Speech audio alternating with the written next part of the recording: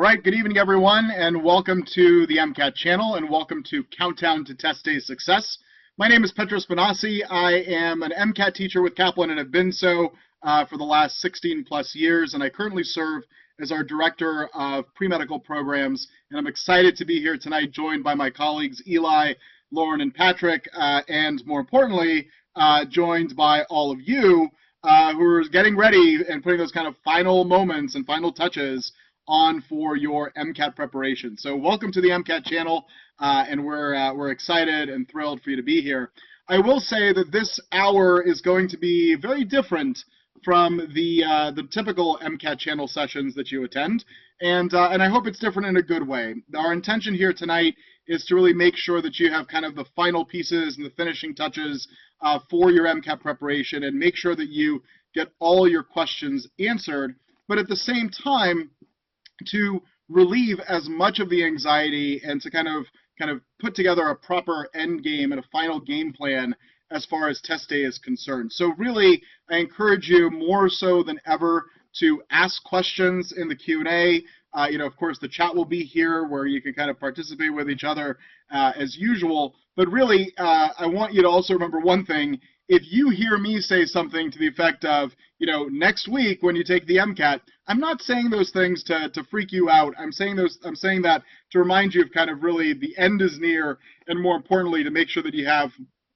all of your ducks in a row prior to test day. I don't know if anybody actually has ducks that they put in a row anymore, but regardless, that's what it comes down to. Now, I did see from the poll at the beginning that there's a good number of you, a good, very strong majority of you, I should say, who are taking the exam this coming week, so not too far away, Wednesday and Thursday. That's right, and some of you are taking it later on in the month, and then I'm sure there are some of you that are taking it in September as well. So this is applicable for everyone. But your timelines are going to be slightly different. Some of the things I'm going to share with you, if you're taking the test next week, you're going to maybe only do once, versus if you're taking the test at the end of this month, you can do twice or 3 times. If you're taking it in September, you might be able to do it a few more times. So by all means, moral of the story, ask questions, have fun, and let's not get more nervous than we need to, because as great as stress is, it is a bad thing, right? So I mean, you don't want to be overstressed. You don't want the stress to become a burden to you. Stress can actually be used in a very, very positive manner. Use all that stressful energy and kind of focus in to your MCAT preparation, focus it into the work that you're ultimately doing. So with that said, let's dive right on in and talk about kind of what's working and what's not working and what could be going better for you. So it's really easy, especially at this point in the game, to not take a moment to make an assessment of yourself and an assessment of how your preparation is going. And so I want you just right now to start jotting down 3 things that have been working really, really well for you. And this, shouldn't be exclusive to content. This should be including, taking full-length exams or working on the passage-based quizzes or using the Q Bank or the MCAT channel, all those kind of activities that have been yielding and resulting in more and more points for you. So what have you seen that's really been successful for you in terms of, that work and in terms of kind of where it is that you're seeing yourself? So you can start to think about those and start to type that into the chat as well, so we can all kind of share. And again, if there's something that you're not comfortable sharing, that's fine as well. But just put in kind of what's working well for you. So what are the things that have been successful to you? So flashcards, the MCAT channel. Everybody loves the MCAT channel. I'm so happy that everybody loves the MCAT channel. The MCAT channel is about to have its first birthday in a couple of months. We're going to have a birthday party for the MCAT channel. And of course, the science review videos. I'm glad that you love the science review videos. These are all things that work well. And if they're working well for you, what do you think you should be doing with them? So if you're like, oh, every time I do, Q Bank questions, my score keeps going up. Keep at them. Yeah, I mean, keep at them. This is like anything else. Like anything else, if something is working and working well for you, if you're exercising, you're trying to build muscle, and a certain type of machine or a certain type of weight routine is working well for you, then you're going to want to keep doing that, right? You're not going to want to do things that aren't working well for you, because at this point in the game, especially, It's about maximizing your time. That's really what I want you to kind of also think about, is how can we best maximize the amount of time that we have left between now and test day.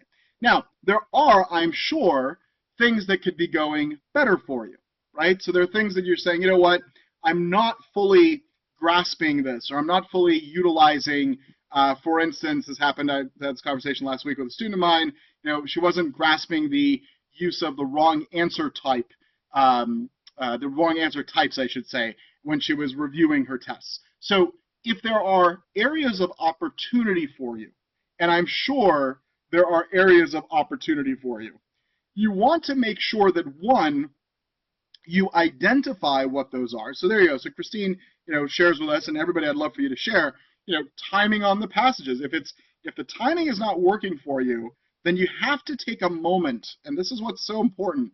You have to take a moment and take a step back and actually dig in and figure out, why is it that these things are not working for you? Okay, and that's an important part of this. I will say this much for Bianca, your note about memorizing equations. The best way to memorize equations is not to memorize equations. The best way to memorize equations is by practicing doing problems that utilize the application of those equations, and the more you do them, the more intuitive they'll become, and the more second nature they'll become, and you'll get to a point where you don't even have to think about it. You're like, oh, I got to use PV equals nRT on this one, or I got to use delta G on this one. I mean, you'll be able to kind of grasp that. But it's not about just sitting and memorizing the quick sheets, for instance. That's not going to help you at all. That's why a lot of professors, especially physics professors in college, actually provide equations to their students, because they say, here's the equation. I don't care whether you know the equation or not. I want to make sure that you know how to use it. The MCAT's the same way. They want to make sure that you know how to use the equations that you have in front of you. So the assessment phase, very, very important and very necessary for you to be doing right now in your preparation. And again, this is not something that you should only do once. You should do this once, every couple of days even, especially as you lead up to the exam. Say, what is it that I can be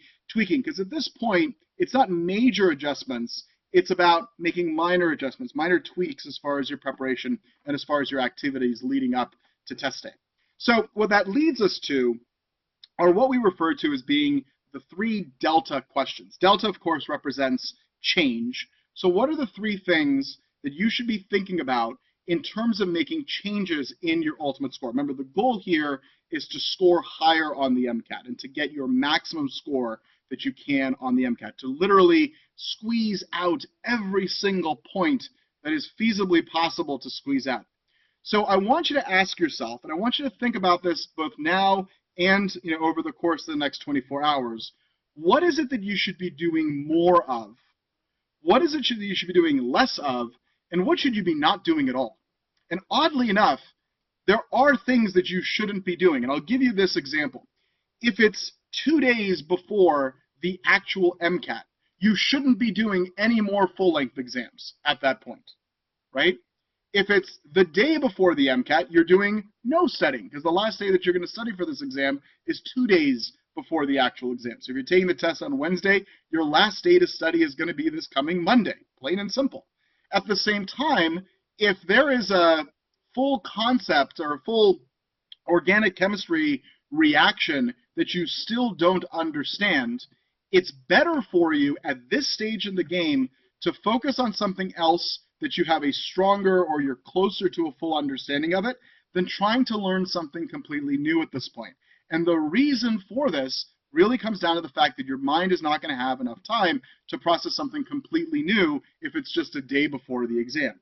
As far as things that you should be doing more of, these are the things that you would be doing that you are doing well, right? So if you're like, okay, I'm successful at identifying the wrong answer patterns, and every time I identify the wrong answer types, I'm able to, the next time I take a similar type of question or a similar type of passage, I'm able to get those types of questions right. As far as what you should be doing less of, this is also kind of a weird paradox in a way, but if there are subjects and question types and question passage types that you are consistently getting 100% on or 95% on, should you be doing more of those at this point in the game, especially if you're taking the test next week? I mean, I'm really kind of speaking about next week and the week after and 2 weeks after, right? So absolutely not. And this is where it's kind of weird. If you're really good at something, that is not where your score improvement's going to be. Your score improvement for the MCAT doesn't live in the things that you know really, really well and are acing every single time. Where does your score improvement live? Where do you get more points from? I see you all furiously typing. Yeah, the things that your weaker areas, exactly, your weaker areas. So you got to be putting some focus onto those weaker areas. The problem we have as humans is we like to do things that we're good at, right? We major in a subject in college in a content area that we're good at, right? That is how we operate as individuals. We gravitate towards doing things that we're good at so we get positive rewards. The MCAT almost forces you to do the opposite. We force you, and you're forcing yourself so that you get the higher score. You got to force yourself into doing the things that you are weaker at so that you can improve those and pick up the points that you otherwise would have been leaving on the table. So hugely, hugely important for you to kind of keep that in mind. Now, part of all of this comes down to the fact that you have a solid calendar. You have seen this slide before, especially if you've come to our Creating an MCAT Study Schedule session here at the channel. I know you've seen this slide, but I cannot emphasize and stress enough how important it is for you to not only have a solid calendar, but to have a calendar that is detailed as far as the type of work that you're going to be doing between now and test day. So just out of curiosity, who has a solid calendar that lists out the exact activities that you're going to be doing between now and the day that you take the MCAT? Good, right? Good. That's great. You want to have something. Who has nothing? Just type in me if you've got nothing. You're like kind of winging it day by day. You're like, oh, I'm going to take a full-length exam, and then you go and and then you're like, okay, I probably should review this, and then you want to review this, and you go, oh, I should go do this, and then what happens when you have that? When you have no calendar, when you're just kind of saying I'm studying for 5 hours per day, is you end up realizing when it's far too late that you have forgotten to study things. And yeah, time flies. It's scary how quickly time flies. I mean, to be perfectly transparent, I'm a little surprised when I looked at the calendar today. I was a little surprised that it was July 30th already. I literally said to myself out loud, alone in my office, I said, where did July go? Because how is it August already, right? Time flies so quickly, especially when you're kind of in this stressed out, moment of preparing for this exam. So what you need to do and to overcome this, and it's not too late for this. It's in fact, if you're taking the exam next week, it's even more important that you spend 30 minutes and just make this happen. You need to detail out your weeks as far as the work that you're going to be doing both for the MCAT and for everything else. So here's what it comes down to. Number one, you want to fill in all of your personal obligations. And by personal obligations, I mean family, required things that one must do for their family. So if you have kids, what you have to do for your kids, right? If you have a family, what you have to do for your family, right? You have parents or grandparents, whatever it is, whatever things that you must do. Going to work, exactly, right? You go to work so you got the paycheck, right? So you can pay the bills, so you can have, have lunch, so whatever the personal obligations are, the things that you have to do. If you have doctor's appointments that you can't miss, you got to put those in. Then, of course, your professional obligations. That's really where work comes in and school comes in. If you're taking classes, whatever those things are, whatever those times are, you need to block those times out because you will very quickly realize how much of your week is already accounted for. Okay? It's amazing. You say, oh, I got so much time. Once you start to put your personal obligations in, your professional obligations, and don't forget sleep, you start to see very quickly that your time is already running out. So it becomes even more important to be very precise about what your calendar is going to look like. The third area, and again, this is a little bit of a reminder, but you have to take at least one evening or one day off per week. And I know that sounds, who thinks I'm crazy when I'm telling you, hey, take some time off while you're studying for the MCAT? Yeah, take a whole day off, right? Yeah, I'm definitely crazy, right? I'm definitely crazy in asking you to take a whole day off when you're studying for the MCAT because you're saying, but I need that time to study. Here's the deal, and I'm a straight shooter on this, and I'm going to tell you this like it is. If you don't take the time off, yes, you will get a couple of additional hours of studying in, but what will end up happening is you will burn out, and the time that you are investing in studying later in the week is not going to be nearly as fruitful and nearly as productive, right? Not going to be the case, and it's going to hurt you in the long run. So while it might sound crazy for me to say, take an afternoon off or take a day off, it is the most important thing for you to do, to literally be able to just turn it off, right? Just turn everything off. Yeah, take a nature walk, right? Do something that is fun, that is relaxing, and that doesn't make you think of all the other things that are out there, right? Go to a yoga class. Do whatever it is that you find that works for you to bring you into a better place. It's hugely, hugely important, and I highly recommend it. And in fact, I require it of you at this point in the game. So now this is an example. It doesn't have to be Sunday. It could be Saturday. It could be Friday. But you have to pick a day, and you have to make it happen. The fourth thing, of course, is your actual study blocks for the MCAT. And the weird thing about this here is it's not just so much about filling in all of the time that's left over. You want to be filling in the time that you're going to dedicate to studying for the MCAT, but you want to be as precise and as specific as you can be as far as what your activities are going to be for the MCAT and for your preparation. So to give you an example, the rule of thumb should be the following. If you were to send me your calendar and say, okay, Petros, here's my calendar. Here's exactly what I'm doing at exactly which time of day I'm doing it, etc., etc. If I picked up the phone and called you and said, hey, Eli, how's the studying for, kinematics working right now? Because it's Friday at 4 o'clock, and according to your calendar, you're studying kinematics and doing passage-based questions for kinematics.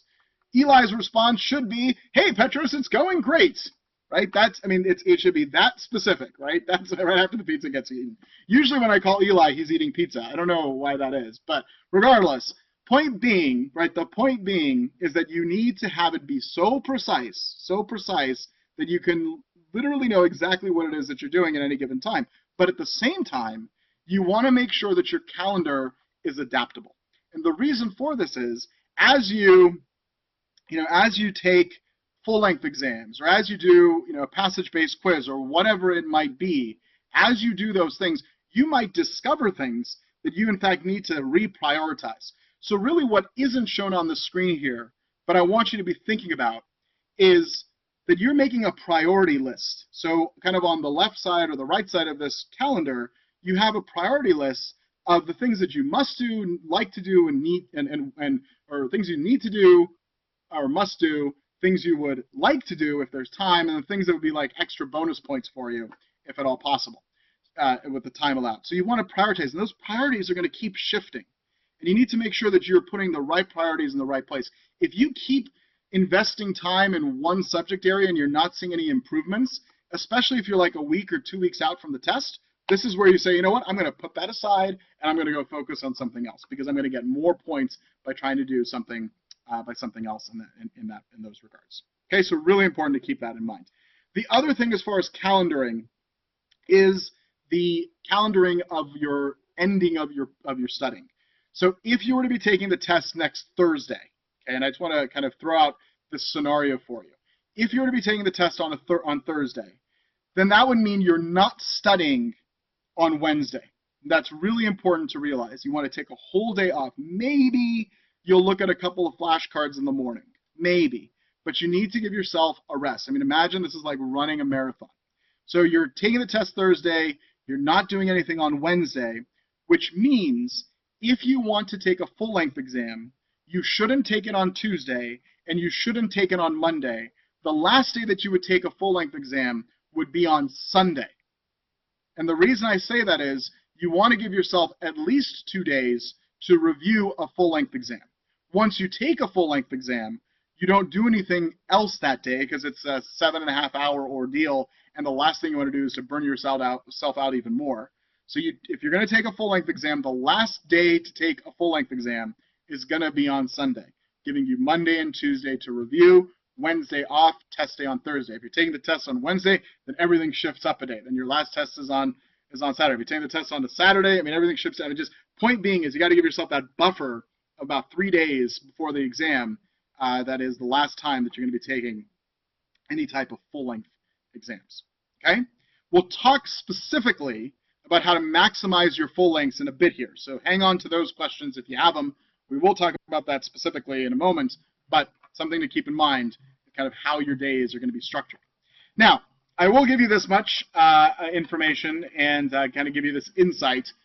Over the years, when we have surveyed students, and we always survey students after the MCAT just to see what their perceptions were as far as the difficult sections, the easy sections. Like, we can't obviously ask what were the exact questions that were on the test. We would never do that. But we can ask, hey, what did you find as being the hardest? What did you find as being the easiest, et cetera, et cetera. So through the years, when we have conducted our surveys post-MCAT, historically speaking, the old physical sciences section, which had general chemistry and physics tested on it, that one was the one that was oftentimes rated as the most difficult section, and usually about 30% of students or so would say that the chemistry and the physics or the physical sciences section was the most difficult. With this new test, when we were going to survey students for the Chem Phys section, I made the guess that the Chem Phys section would be the section that students would identify as being the most difficult because it had chemistry and it had physics on it. Would you agree with me that that's a good guess in terms of this test?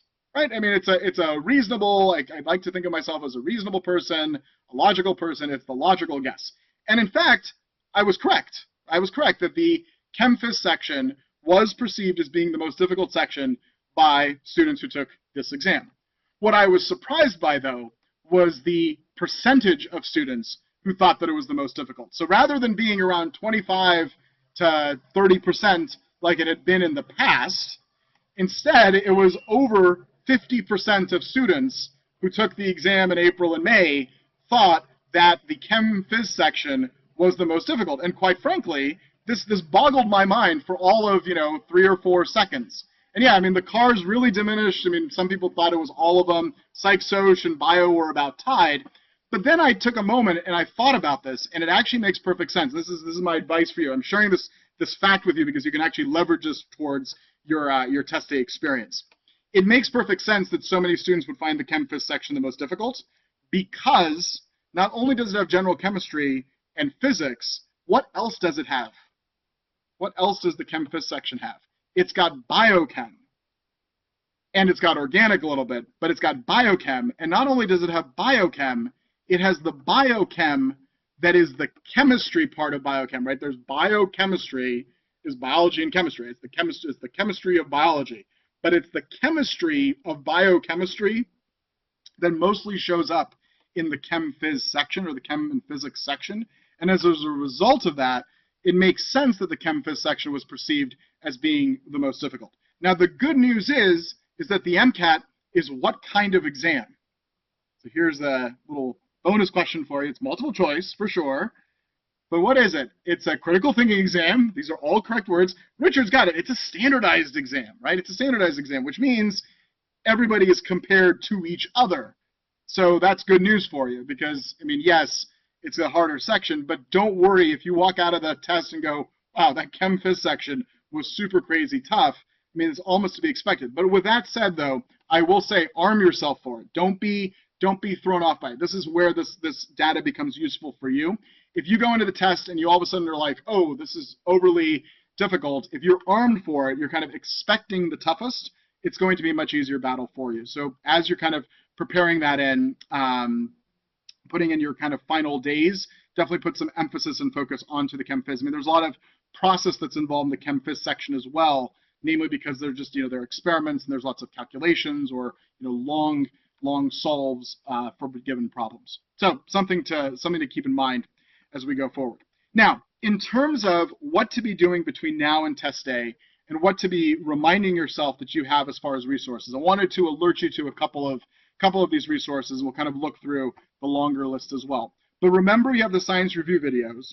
If you are taking the test next week, now is not the time to be watching every single science review video or reading through the reviewed books, right? That's not your best use of your time.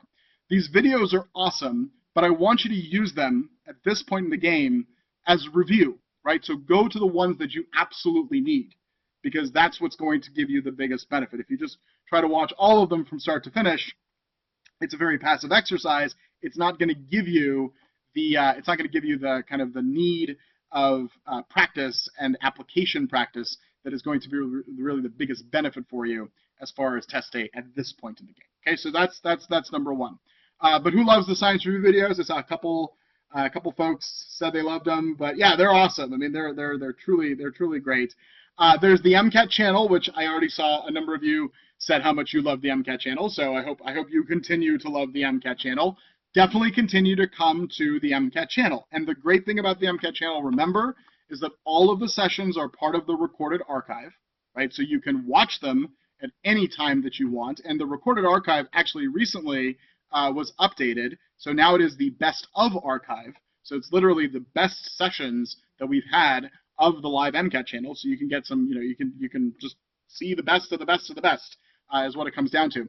But the great thing of the MCAT channel, yeah, I recognize that guy too. I don't recognize the other one, even though it has my name on it as well. I don't look anything like the purple generic guy. But the point of the MCAT channel at this point is a couple things for you. Use it, right? Use it, attend the sessions, but make sure that you're attending the sessions that are right for you, because every single moment of your preparation is so valuable, and it's even more valuable than it's ever been before, right? So this is, this is an important thing for you to be keeping in mind, is really kind of maximizing your time between now and testing. All right, so the MCAT channel, definitely the place to go. The review books. The review books are awesome. Who loves the review books? Yes, no, you know, right? So we love the review books. They're great, right? So here's the thing about the review books, though. They're dense, absolutely, and at this stage in the game, okay, at this stage in the game, it is not to your advantage. Remember, everything that I am telling you right now is about putting you into the strongest advantage for your preparation. At this point in the game, if you're taking the test next week or at the end of this month, if you're taking it in September, you have a little bit more time, or if you're taking it next month, you have a little, or 2 months from now, you have a little bit more time. So maybe it is still okay to, to be reading through things. But at this point, ideally, you want to be using the review books as reference when you need them, right? So that is what you need to be utilizing them as. So use the review books for reference when you need them. Do not write this down. You put your right hand up and promise me, do not reread the review notes from A to Z, right? That is not going to be a very good use of your time, right? So these 7 book reviews, I'll talk about the high-yield problem solving guide here in a second. The 7 review books, I should say, those are not to be read from front to finish at this point in the game. They're not going to be of benefit to you. Those are your content, some content resources. You also have question practice resources. So you have your QBank, right? The QBank is awesome. Use the QBank for when you need to create a customized type quiz. You have your passage-based quizzes. You have your end-of-chapter quizzes. You have the flashcard app, right? You have the quick sheets. You have the AMC sample test. The AMC sample test is to be used, and I'll just say this right now, use it as a sample test. It is a full length. It is the full length from the test maker. However, be warned, the AMC sample test does not provide a scaled score, and everybody loves to see a scaled score. So don't take that one ideally as your last exam, because the last thing I want you doing is taking the test and be like, what does this mean? I don't know what this means, right? So definitely take it, see how it goes, get the experience from them, but realize that it does not give you a scaled score. It doesn't spit out a scaled score at the end. The AMC question packs are also a great resource. They're from the AMC, they're from the test maker. But I will say this much about the AMC question packs, and I say this from firsthand experience. They do reflect the content of the new exam. However, write this down, lots of the question pack questions come from their old question pack questions that they had for the old exam. So they just recycled a lot of their, old questions. So the AMC question packs are great to get exposure, but I wouldn't, rest a lot of laurels on them in terms of that. Your full-length exams, again, you don't want to be taking more than 2 full lengths per week. That's really important to keep in mind. Yeah, there are the section tests as well. I didn't put that on here because it's essentially the section tests are just taking the full-length exams and breaking them apart. So you're taking them, in whatever order you want to. But that's an opportunity for you to practice kind of in a more focused section type environment as well. But what I did want to kind of put a little bit of an emphasis on here, and I'm going to get my prop out if I have it. There it is. So sorry, fell off the bookshelf. So the high yield problem solving guide, right? So I don't normally do this, but the high yield problem solving guide. This is your best friend between now and test day. Okay, so if you haven't cracked open your high yield problem solving guide, crack it open. And the reason why it's your best friend is the following. There is nothing but examples of problems in the high yield problem solving guide. But more importantly, there is a step-by-step solution for how to solve each of the most common and highest yield, meaning highest point value or point availability questions on the MCAT. You will never see these questions that are in the high yield problem solving guide on the actual MCAT. However, you will see a question that uses the exact same approach in order to be solved as one that was in this book. So the high yield problem solving guide, when we were developing the original version of the high yield problem solving guide, our code word for it, because we didn't have the name for it yet, and two, we didn't want anybody to know what we were working on. So this is like 7-8 years ago. We used to call it the Kaplan MCAT Cookbook. And people who didn't know what we were talking about, every time they would hear us, like, what, are you guys putting together your favorite recipes? And we were like, yes, we're putting together our favorite recipes. And that's exactly what we did. We put together all of our favorite recipes as far as how to solve problems the most efficiently. And if there's anything for you to be practicing with now, it's this book. And this is going to be absolutely huge. Yeah. And so for those of you that have used it, I see that you love it. Embrace the book, use it to your advantage. And then as you're going through like full-length exams, and you go through a full-length exam and be like, okay, this is that kinematics problem. Let me go find a kinematics problem. Let me go find an equilibrium constant problem in the high yield problem solving guide. Let me see, where did I make my mistakes? What did I do right? What did I do wrong? What could I be doing to improve it so you're not making those stumbles moving forward? Okay, so really important to be using the high yield problem solving guide and using it to its fullest extent in many ways. Now, big part of your preparation between now and test day is of course going to be taking full-length exams. So I want to spend the next 5 to 10 minutes discussing how you can maximize your full-length exams. And I want to be perfectly clear here. It's not just about taking full-length exams that's going to improve your score.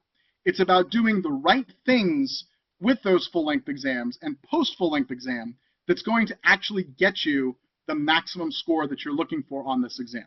So again, as you have questions, type them in, but I want to make sure that we are, all kind of in agreement and understand how to maximize your full-length exams, because this is going to be absolutely huge for seeing those boosts as far as your score goes. Number one, and I want you to remember this, remember that I said this, stop fixating on your scores. It's really easy, really, really easy to get so, and who's guilty of this? I mean, I'm guilty of this. I'll raise my hand even. Who's guilty of getting fixated on your scores? You're like, what does a 505 mean? What does a 502 mean, right? What does a 515 mean? Is this score good enough to get into medical school, et cetera, et cetera, et cetera, right? Guess what? Number one, we don't know what a good score is to get into medical school this year with the new test because medical schools haven't made any type of admissions decisions around the new score. So we're not even going to worry about that, right? That's number one. Number two, what I don't know is I don't know what the average is going to be for schools, but what I do know is that the more questions that you get right, if you get more questions right on the MCAT, what happens to your score? I'm giving you a real softball question here. So if you get more questions right, your score goes up. And if your score goes up, what happens to your chances for admission as far as your MCAT score component is concerned?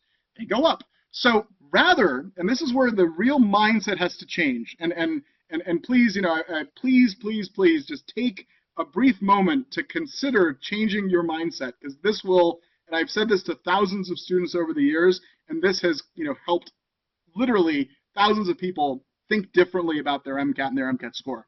Stop fixating on the score and fixate on why you got a problem wrong and what you can do next time for you to get it right. Right? That is how you're going to see the greatest improvement in your score. If you keep thinking about the number, all the score is a number. If you just keep thinking about the number, you're going to always be thinking about that number. Fixate on getting more questions right. Right? That's what it comes down to. The more questions you get right, the higher your MCAT score will be. That much we know. We don't know what a good score is, we don't know what a poor score is, but fixate on focusing on identifying why you got things wrong and how you can make the improvements for the next time. That said, here's how you maximize your MCAT, your full-length exams. You obviously want to take the full length. It's a 7.5-hour procedure, right? 7.5-hour day. What do you do after you have taken a full-length exam? So let's say it's Sunday, you take your last full-length exam. What are you going to do afterwards? You're not gonna review. So Alexander, I'm gonna say don't review. You're gonna rest. You're gonna go to the gym. You're gonna do something that is not MCAT related, right? You're going to take a break, and the only thing you're going to do that day is to have taken the full-length exam, because otherwise you end up burning out, right? We talked about burnout earlier. Same thing goes as far as what you're doing on the day of the exam. So you take the full-length exam. You rest. The next day, you want to begin reviewing the entire exam. And by reviewing the entire exam, what I mean is you're going to look at all the questions and all of the passages. That doesn't necessarily mean that you have to spend equal amounts of time on all of the questions and all of the passages. But what it does mean is you still want to know why you got things right, and you want to identify why you got things wrong.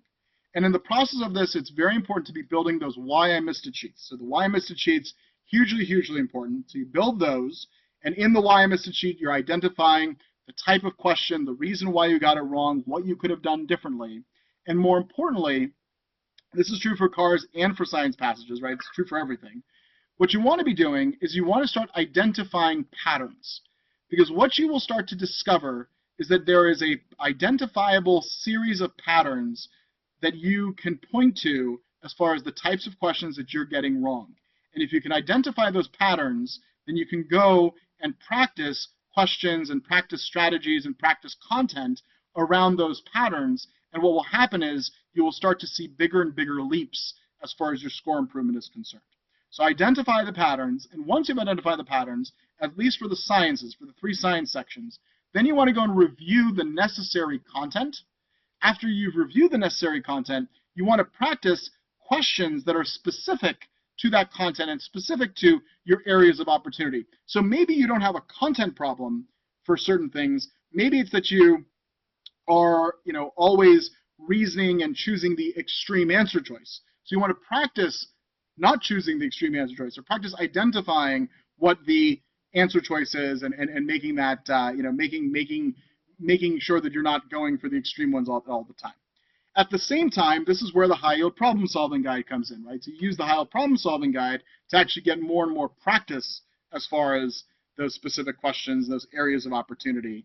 And then you rinse and repeat, meaning then once you have completed these 6 steps, only then can you take another full-length exam. So this is not about just taking full-length after full-length after full-length.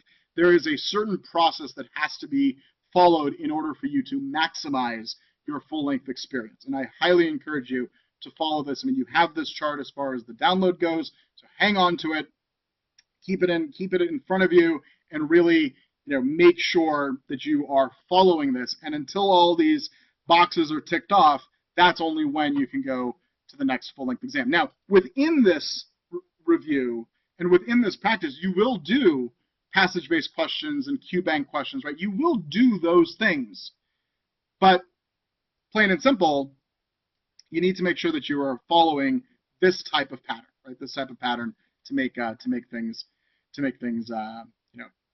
work for you. Now, I'm gonna play Nostradamus. So those that Nostradamus, of course, was very well known for making predictions into the future. I'm going to predict some of the symptoms that you probably have right now as you're leading up to test day. And I'm guessing that at least one of these symptoms is going to be true for everyone who is in this room. And you might have multiple versions of these. So these are the common symptoms for the MCAT and kind of for your MCAT preparation and while you're taking the MCAT. But what I'm also going to give you is I'm going to give you some of the cures, the ways to overcome these symptoms and things that you could be doing to mitigate against these symptoms. So we're going to play a little game, and I want you to tell me whether you fall into this category, right? So I want to see if everybody falls into one of these categories as we go along. So common symptom number one: has anyone who's suffering from the symptom of feeling like they don't know enough content, or they're missing on content areas, there are content areas that you are unsure of, right? Who's that? Absolutely, right? So this is completely normal. It's completely normal. The reality is, and Eli, Lauren, and Patrick, hopefully will agree with me, not everyone is going to know every single bit of content. That's just the reality of the MCAT. That's just the reality of how things work, right? So this is not going to be one of those cases where you're going to walk into the test and you're going to know 100% of everything, right? So Eli, you better agree. No, but the plain and simple is there's always going to be something that you just don't know, and that's okay, right? That's completely okay. But more importantly, I want you to take note of this. You know a ton of content, and it's really easy. Tell me if I'm right in thinking and saying this. It's really easy to fixate on the stuff that we don't know and freak out about it. True or false? Am I right in saying, yeah, I mean, this is like, I mean, I do this all the time. I'm like, oh my God, I don't know this one thing. Well, you know what? You know 100 other things.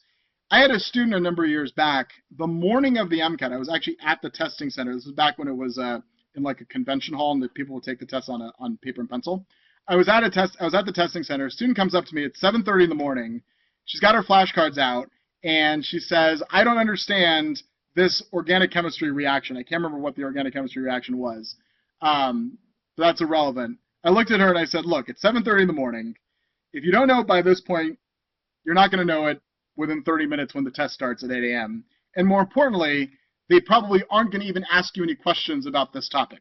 And sure enough, she went into the test, and they didn't ask her any questions about that topic. So point being is we're never going to know everything. It's always going to feel like we don't have enough, that we can get more. But the reality is that you know a lot of content, and really it's about using that content that you know and applying it and just getting as many points out of it as possible. Right? That's really what I want you to be focusing on at this point in the game. Who suffers from timing on the test? Anyone have any timing issues? Yeah, run out of time, or you have too much time, right? You go through the test too quickly. On cars, that happens a lot, right? Going too fast, Marie, not to be too specific, but going too fast is actually a timing issue, because that means you might be missing things, right? So you definitely want to, I mean, in your case, you can, like, it's easier to slow down and speed up sometimes. You definitely want to slow down so you're not missing things and overlooking things and, potentially falling for the traps or not reading things exactly. So the thing about timing is the following. One, timing will get better with more practice, but at the same time, I will say, you don't want to be looking at the clock after every single passage. What did you learn in class? How often do you want to be looking at that clock? What did you talk about? I know you know this. Every second passage. Don't forget that, right? Don't forget that.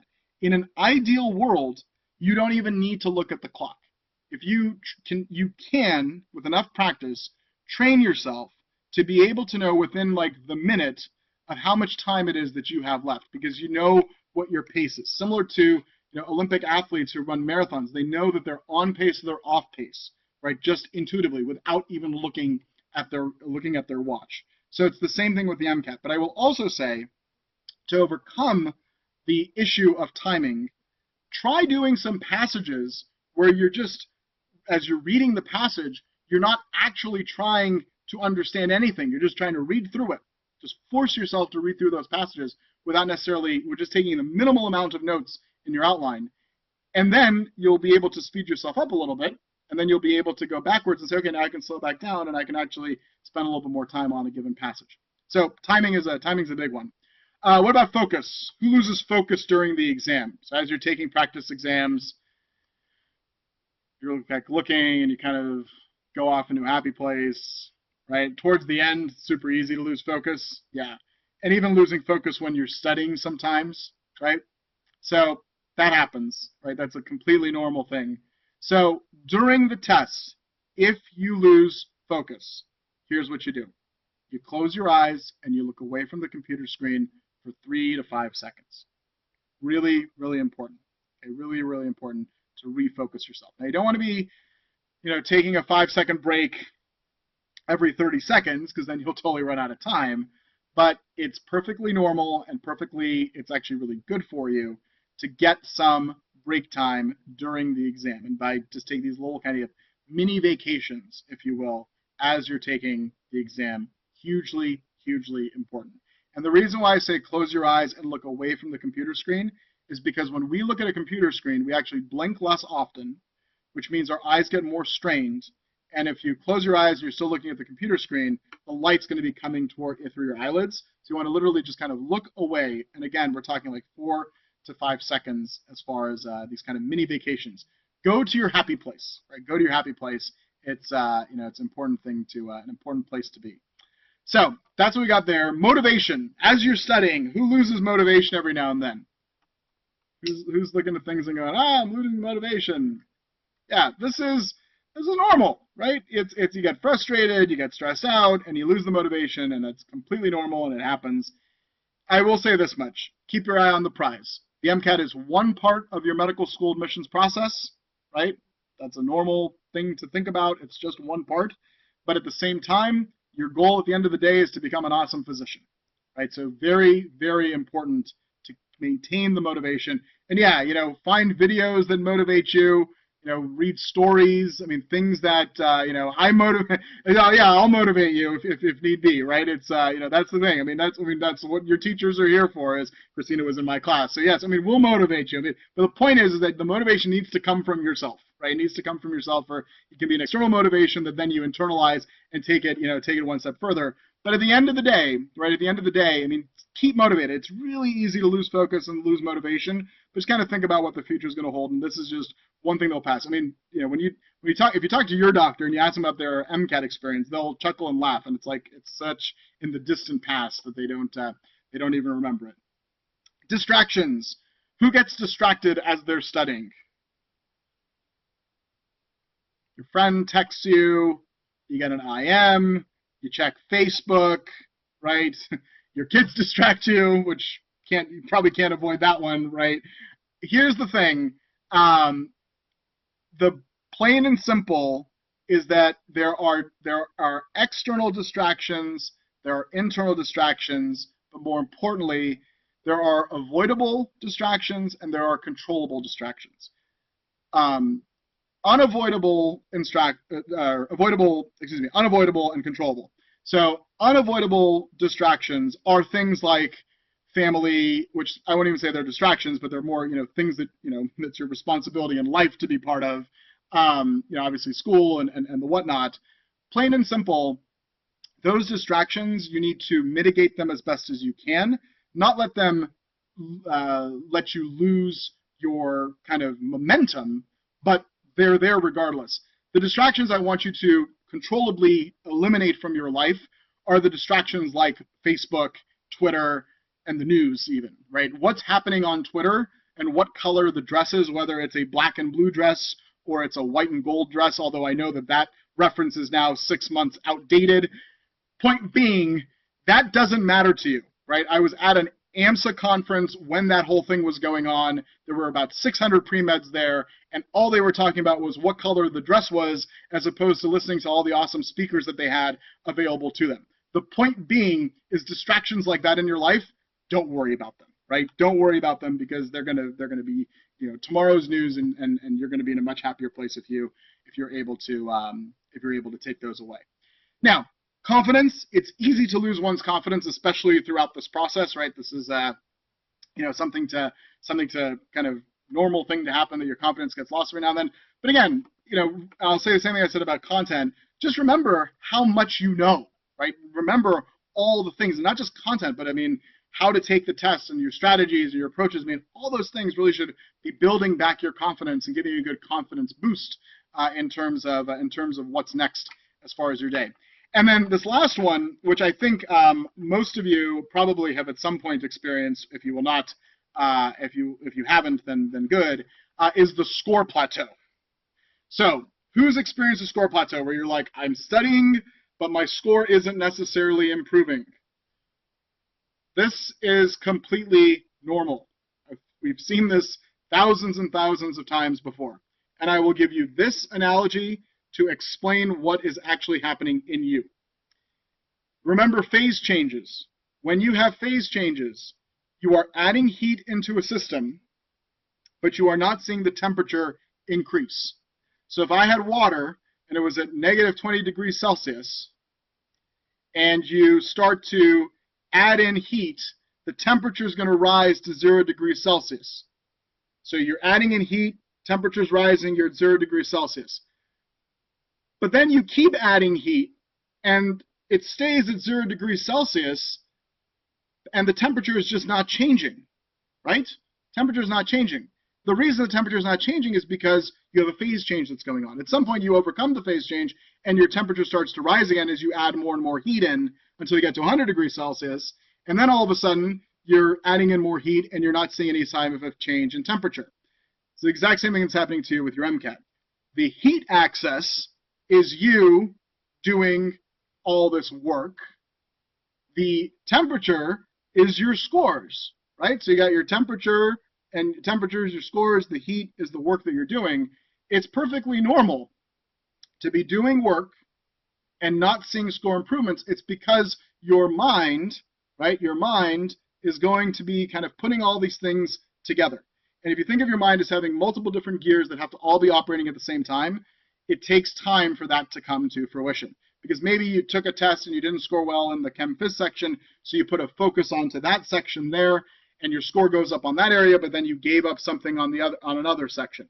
So it just takes time for all of these different pieces to start to come into sync with each other. And once they come into sync, then you'll start to see the score improvements. But the score plateau is completely normal.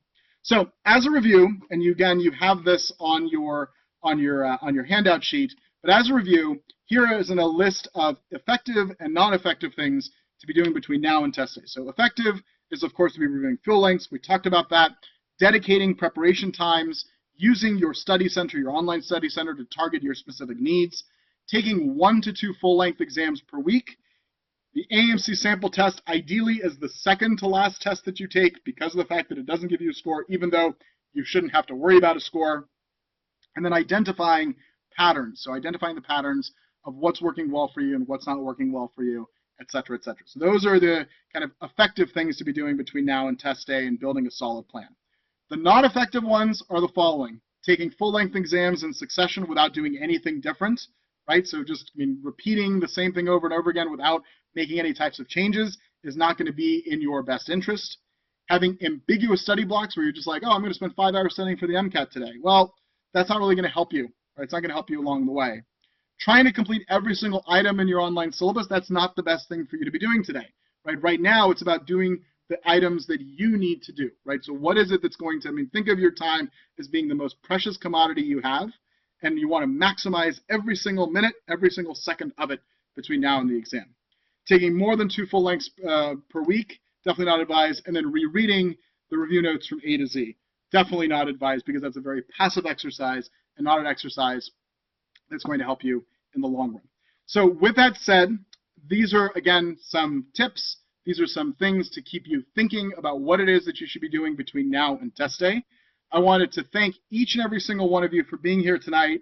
You guys were awesome. Hopefully you had some fun, but more importantly, I hope you learned something and you'll be able to incorporate these things and really start to think about all of these different aspects of how to build your game plan between now and test day. You're all very, very welcome indeed. Big thank you to Eli, to Lauren, and to Patrick, as always. Great colleagues to work with. Big thank you to each and every one of you.